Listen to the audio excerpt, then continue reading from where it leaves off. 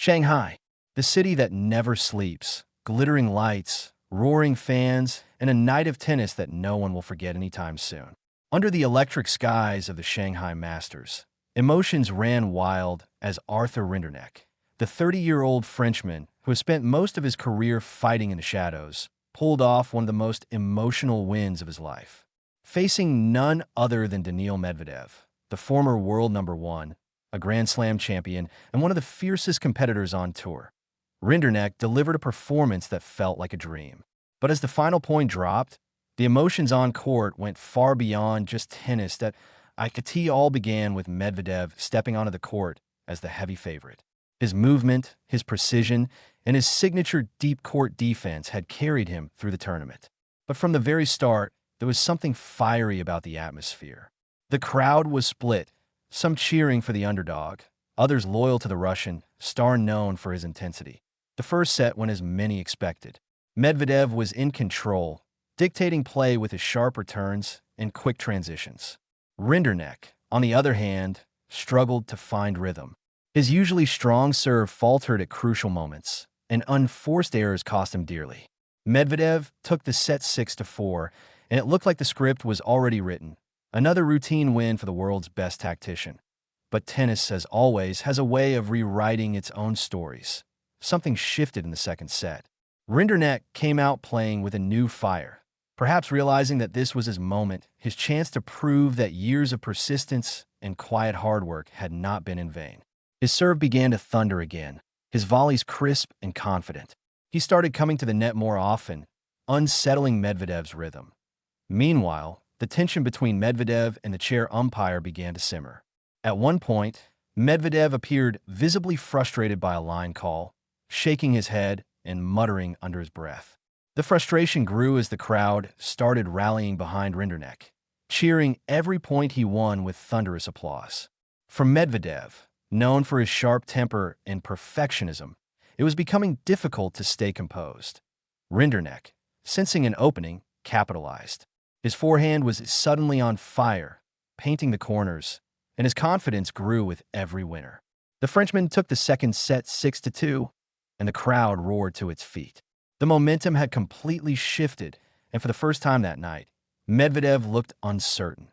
The third set was pure drama, intense rallies, emotional outbursts, and breathtaking shot-making from both men. Medvedev's frustration reached boiling point midway through the set when a disputed call didn't go his way.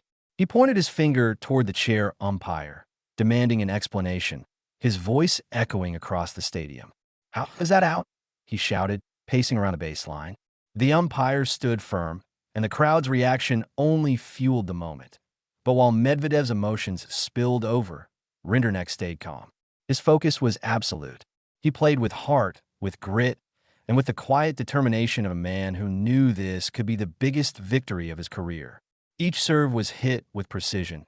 Each rally was fought like it was his last, as the set reached its climax. Every point felt like a battle. Medvedev fought hard, refusing to give up, but Rinderknech's resilience proved too much. On match point, a blistering serve followed by a forehand winner sealed it.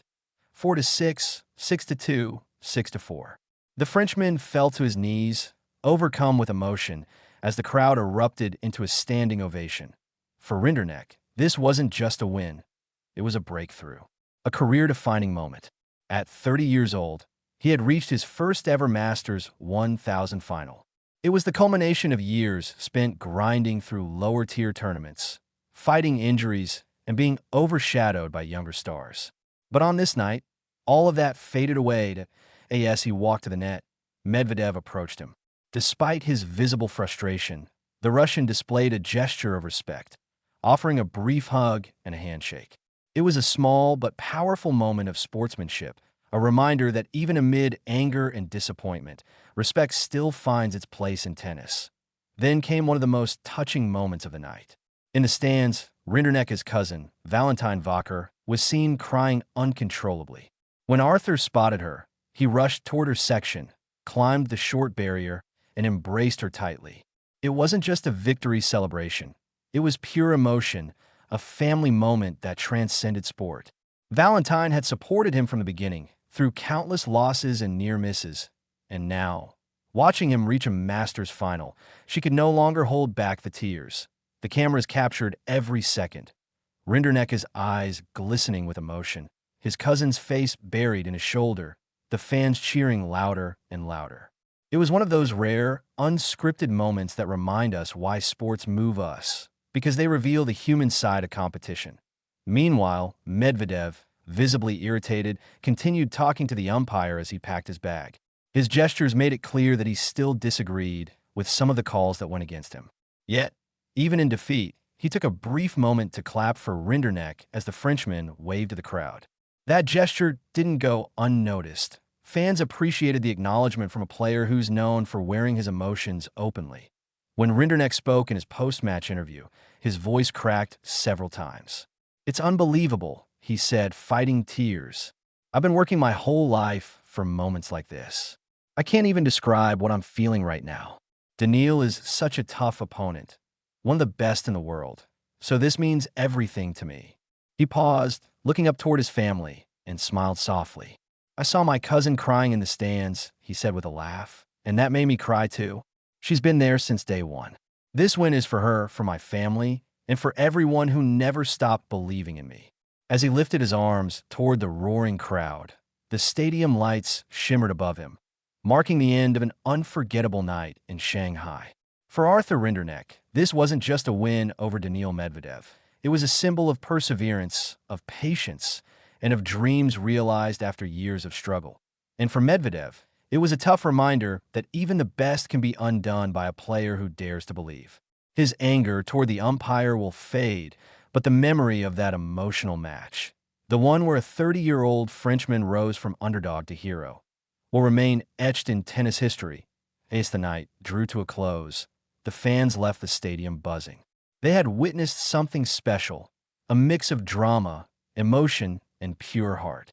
And somewhere in the shadows of the player tunnel, Arthur Rinderknech smiled to himself, whispering the words every athlete dreams of saying, "I did it."